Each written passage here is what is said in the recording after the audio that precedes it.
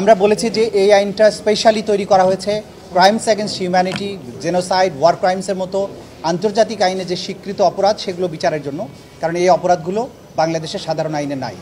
সেই কারণে এই আইনটা স্পেশালি তৈরি করা হয়েছে। আর এই আইনটা সম্পূর্ণভাবে আন্তর্জাতিক স্ট্যান্ডার্ডকে সামনে রেখে তৈরি করা হয়েছে। এই সরকার ক্ষমতায় আসার পরে এই আইনটাকে আন্তর্জাতিক স্ট্যান্ডার্ডের সাথে কম্প্যাটিবল করার জন্য অ্যামেন্ডমেন্ট আনা হয়েছে। আইসিসি রোম স্ট্যাটিউট, অর্থাৎ যেটা জাতিসংঘের আন্ডারে পরিচালিত যে আন্তর্জাতিক অপরাধ আদালত, সেইখানে যে আইন, সেইটার যে এলিমেন্টস অফ ক্রাইমস, সেখানে রুলস অফ প্রসিডিওরের যে বিধানগুলো আছে সেগুলো আমরা আমাদের আইনে ইনকর্পোরেট করে এই আইনটাকে আন্তর্জাতিক আইনের সাথে সমান করা হয়েছে, সেই মানের তৈরি করা হয়েছে। সুতরাং এই আইন নিয়ে তাদের যে যুক্তি সেটা গ্রহণযোগ্য নয়। দ্বিতীয়ত আমরা বলার চেষ্টা করেছি যে কোয়ালিটি অফ এভিডেন্স আমরা এখানে যেটা প্রডিউস করেছি, যে এভিডেন্স এখানে আমরা উপস্থাপন করেছি, এটা হিমালয়ের মতো দৃঢ়, ক্রিস্টালের মতো স্বচ্ছ।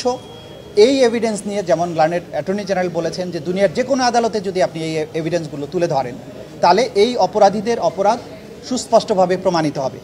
আমরা লাইভ উইটনেস এনেছি, ডিজিটাল এভিডেন্স এনেছি, এবং যারা এই এভিডেন্সগুলো জেনারেট করেন, যেখানে তিনি কথাগুলো বলেছেন, সেই সমস্ত সংশ্লিষ্ট ব্যক্তিদেরকে আদালতে উপস্থাপন করেছি। যাকে অর্ডার দেওয়া হয়েছে তিনি এসে আদালতে সাক্ষী দিয়েছেন। সুতরাং এই এভিডেন্সগুলোকে অকাট্যভাবে যেহেতু প্রমাণ হয়েছে, এগুলো কাট করার মতো কোনো শক্তি ডিফেন্সে ছিল না, এটা আমরা বলেছি। সে কারণে এই অপরাধ সন্দেহের ঊর্ধ্বে প্রমাণিত হয়েছে, সেটা আমরা বলেছি। ফাইনালি আমরা যেটা বলেছি যে এইখানে যারা আসামি, ফাইনাল রায় দেওয়ার সময়ে তাদের আচরণটাকে মিটিগেটিং ফ্যাক্টর হিসাবে বিবেচনা করা হয়, যে অপরাধ করার পরেও তার পরবর্তী আচরণটা ভালো ছিল, তাকে শাস্তি কম দেওয়া যেতে পারে।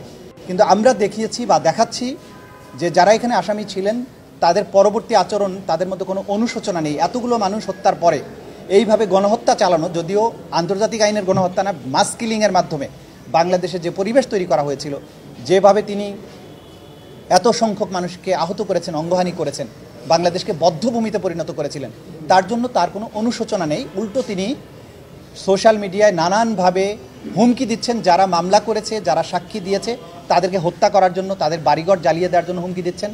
সর্বশেষে কদিন আগে তিনি চেষ্টা করছেন বাংলাদেশে একটা গৃহযুদ্ধ লাগানোর জন্য। তিনি সেনাবাহিনীকে উস্কানি দিয়েছেন যে তোমাদের কিছু কিছু অফিসারের বিচার হচ্ছে, তোমরা এর বিরুদ্ধে রুখে দাঁড়াও। কিন্তু দেশপ্রেমিক সেনাবাহিনী সেই তার উস্কানিতে পা দেননি। বাংলাদেশের দেশপ্রেমিক মানুষ এই উস্কানি বুঝতে পেরেছেন, তারা উস্কানিতে পা দেননি। শুধুমাত্র যাদের বিরুদ্ধে অপরাধের সুস্পষ্ট প্রমাণ আছে, বিচারের প্রক্রিয়া তাদেরকে আনা হয়েছে, এবং সেনাবাহিনী সেটা তাদের আইনের শাসনের প্রতি, ল অফ দি ল্যান্ডের প্রতি তাদের সুদৃঢ় অঙ্গীকারের কথা বলেছেন এবং সেটা প্রমাণ করে তারা দেখিয়েছেন। সুতরাং এইসব উস্কানি তাদের বিফলে গেছে। কিন্তু আমরা যেটা বলার চেষ্টা করছি, এইসব কর্মকাণ্ডের মাধ্যমে আসামিরা প্রমাণ করেছেন যে তাদের সামান্যতম অনুশোচনা নেই। তো অনুশোচনাহীন এরকম হত্যাকারীদের ব্যাপারে আদালতের দৃষ্টিভঙ্গি স্বচ্ছ থাকা উচিত, যে এরা কোনো রকমের অনুকম্পা পাবার যোগ্য নয়। এটা আমাদের সর্বশেষ সাবমিশন ছিল। এবং আমি বলেছি এই অপরাধের বিচার হচ্ছে এজন্য যে নেভার অ্যাগেইন বাংলাদেশে কখনো আর এরকম দিন যেন ফিরে না আসে, এইভাবে শিশুদেরকে রাজপথে জীবন দিতে না হয়, এইভাবে ভয় এবং আতঙ্কের দিন বাংলাদেশে কখনো ফিরে না আসে। আদালত আগামী 13ই নভেম্বর তারিখ নির্ধারণ করেছেন। ওই দিন তিনি ঘোষণা করবেন কবে রায়টা প্রোনাউন্স করবেন। 13 তারিখে তিনি একটা সংক্ষিপ্ত তারিখ দিয়ে সেই দিন তিনি রায়টা ঘোষণা করবেন। 13 তারিখে for declaration of a pronouncement of the date of judgement, এই জন্য ফিক্স করা হয়।